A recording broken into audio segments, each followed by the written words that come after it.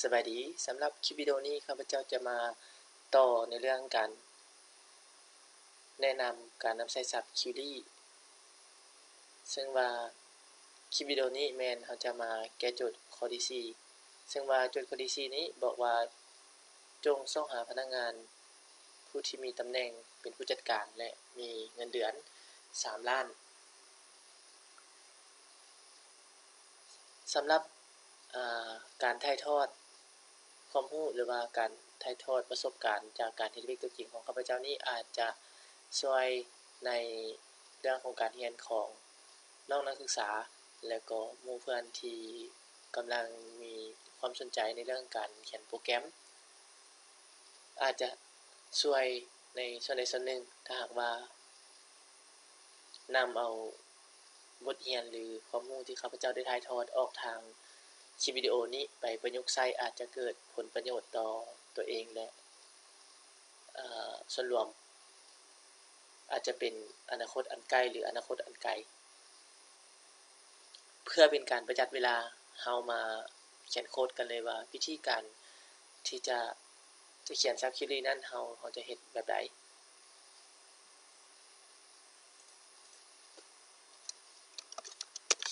ก่อนอื่นข้าพเจ้าจะ select ข้อมูลของพนักงาน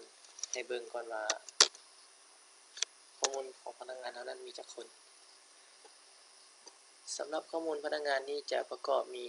19คนแล้วบัดนี้ในข้อมูลพนักงานของเฮานี้ข้าพเจ้าจะให้นักศึกษาหรือว่าให้ผู้ที่กำลังติดตามรับชมคลิปวิดีโอนี้อยู่แม่นให้สังเกตเบิ่งว่าเฮาสังเกตเห็นบ่ว่าตำแหน่งผู้ที่มีตำแหน่งเป็นผู้จัดการนั้นมีไผแด่แล้วข้าพเจ้าจะเลื่อนสกอร์บาร์ลงให้เบิ่งว่ามีบ่พนักงานผู้ที่เป็นผู้จัดการถ้าหากว่าเฮาสังเกตเห็นแบบนี้เฮาก็จะเบิ่งบ่ฮู้ว่าผู้จัดการนั้นในตารางพนักงานเฮานี้แม่นไผผู้จัดการของที่พนักงานผู้ที่เป็นมีตำแหน่งเป็นผู้จัดการนั้นเราอาจจะบ่เห็นซึ่งว่าเฮาจะเห็นแต่เป็นเลข1เลข2เลข3เลข4เลข5นั้น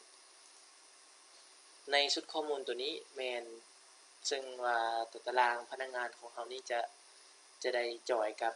อีกตารางอื่นซึ่งว่าตารางนั้นก็จะเป็นตารางแผนกหรือตารางตำแหน่งในที่นี้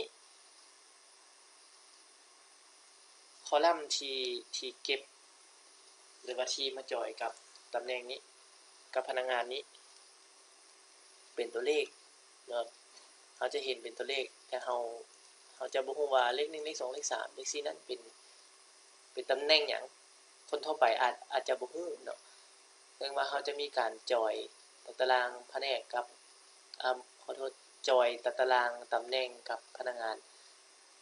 แต่คลิปวิดีโอนี้ข้าพเจ้าจะบ่ได้สอนเรื่องการจอย2ตารางนี้เข้ากันแต่จะมาแนะนำการนำใช้ศัพท์ query ให้เบิ่งหรือว่าให้เรียนรู้ไปนำกันเมื่อเฮาเห็นข้อมูลพนักงานทั้งเบิดแล้วข้าพเจ้าจะขอคัดชุดคำสั่งตัวนี้ไว้แล้วจะแสดงข้อมูลในตารางตำแหน่งให้เบิ่งว่ามีตำแหน่งใดๆแล้วตำแหน่งที่เราต้องการนั้นมีค่าแม่นเท่าใดเมื่อเราเขียนชุดคำสั่งตัวนี้แล้วเราจะเห็นได้ว่าตำแหน่งผู้จัดการนั้นจะมีค่าเป็น1ในตารางของตำแหน่งหรือว่าตาราง position นี้จะมี ID เป็น1แล้วเราจะจื้อว่าตำแหน่งนี้แม่นมีค่าเป็น1แล้วข้าพเจ้าจะลบโค้ดตัวนี้ออกและจะวางโค้ดที่ก๊อปไว้ในก่อนหน้านี้แล้วระบุเงื่อนไขว่า where position id เท่ากับ1นี้แม่นค่า ที่อยู่ในตารางของ position ก็คือผู้ที่เป็นผู้จัดการในเมื่อเฮาระบุเงื่อนไขว่า position ID นี้เท่ากับ1เฮาก็จะได้พนักงานมาอยู่ทั้งเบิดนี้จะมีอยู่2คนซึ่งมันจะมีเกรดกับหลายนี้ในชุดคำสั่งตัวนี้แม่นเฮาได้คำตอบของคำถามในวรรคที่1วรรคทับอิฐหรือว่าวรรคที่1นี้ซอกหาพนักงานผู้ที่มีตำแหน่งเป็นผู้จัดการแล้วต่อไปเราจะมาหาเบิ่งว่าแล้วเงินเดือน3ล้านนั้นแม่นไผแล้วเงินเดือน3ล้านแม่นไผแล้ววันนี้ข้าพเจ้าจะประยุกต์ใช้ซอร์ตโค้ดแบบพื้นฐานให้เป็นซับคิวดี้ข้าพเจ้าจะselect ตัวชุดคำสั่งตัวนี้ให้เบิ่ง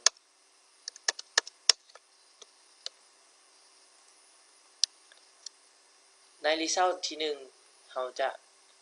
มีคนรับแม่น2คนหรือว่า2แถวเป็นเกรดกับหลายแล้วบัดนี้ชุดคำสั่งตัวที่2เราจะได้พนักงานผู้ที่มีเงินเดือนแม่น3ล้านคือหลาย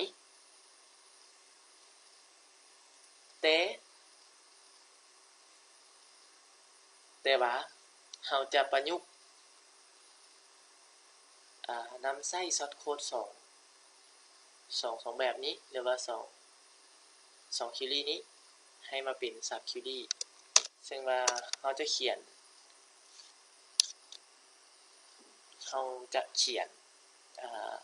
คำสั่งนั้นเขียนแบบใดเรามาเบิ่งกันเลยแต่ก่อนอื่นข้าพเจ้าจะก๊อปชุดคำสั่งตัวที่1มาแปะในส่วนตัวนี้แล้วบอกว่า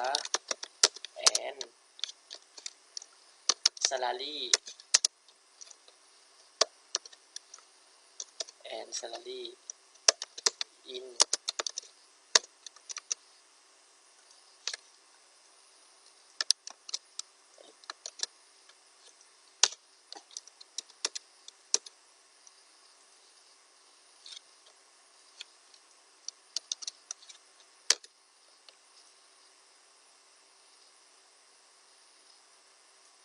หลังจากนั้นข้าพเจ้าจะ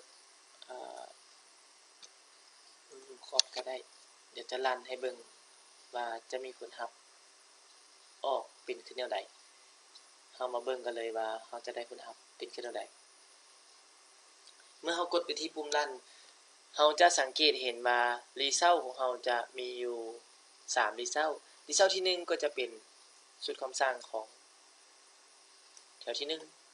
สำหรับ result ตัวที่2ก็จะเป็นชุดคำสั่งของแถวที่2สำหรับ result ตัวที่3จะเป็นชุดคำสั่งของแถวที่4กับแถวที่5นี้รวมกันซึ่งว่า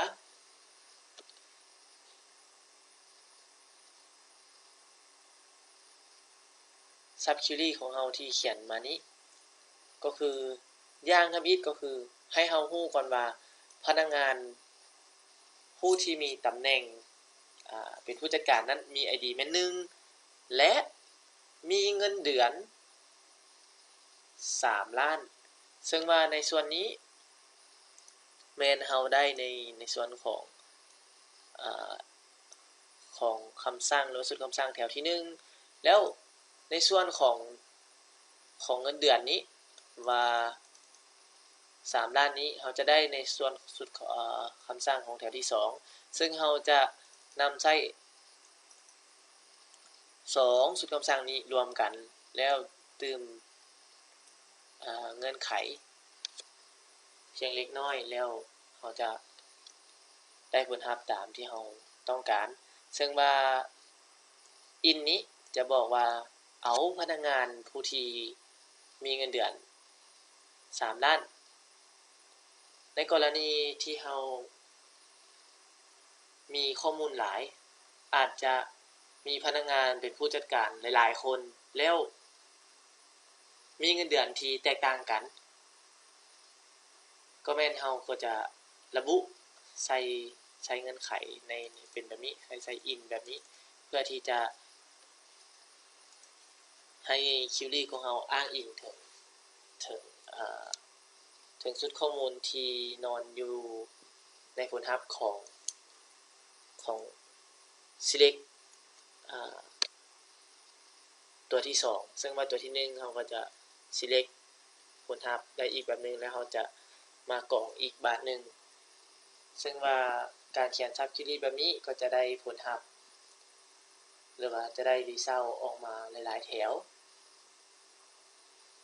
ถ้าหากว่าหมู่เพื่อนคนใดหรือว่าน้องนักศึกษาคนใดยังบ่เข้าใจในการนำใช้ sub query แม่นสามารถถามข้าพเจ้าได้โดยตรงซึ่งว่าการถ่ายทอดความรู้ที่ได้จากการศึกษาหำเรียนแล้วจากประสบการณ์ตัวจริงนี้ข้าพเจ้าจะพยายามหาเวลาว่างๆมาอัดคลิปวิดีโอเพื่อให้น้องนักศึกษาหรือว่าให้หมู่เพื่อนที่กำลังมีความสนใจในการเรียนเขียนโปรแกรมหรือว่าอยากจะเป็นโปรแกรมเมอร์ในอนาคตอาจจะนำไปประยุกต์ใช้ให้เกิดประโยชน์และหวังว่าผู้ใดที่ได้ติดตามคลิปวิดีโอของข้าพเจ้าในหลายๆคลิปวิดีโอที่ผ่านมาถ้าหากว่าอยากจะได้ผลงานอันดีๆหรือว่าอยากได้ความรู้อันดีๆสิ่งใหม่ๆจากข้าพเจ้าอย่าลืมกดไลค์กดแชร์เพื่อเป็นกำลังใจในการอัดคลิปวิดีโอมาให้บรรดาท่านได้ติดตามแล้วก็จะได้แลกเปลี่ยนบทเรียนไปนำกันสำหรับคลิปวิดีโอนี้ขอจบเพียงเท่านี้ขอขอบใจสำหรับการติดตามชมนะครับฟังขอขอบใจ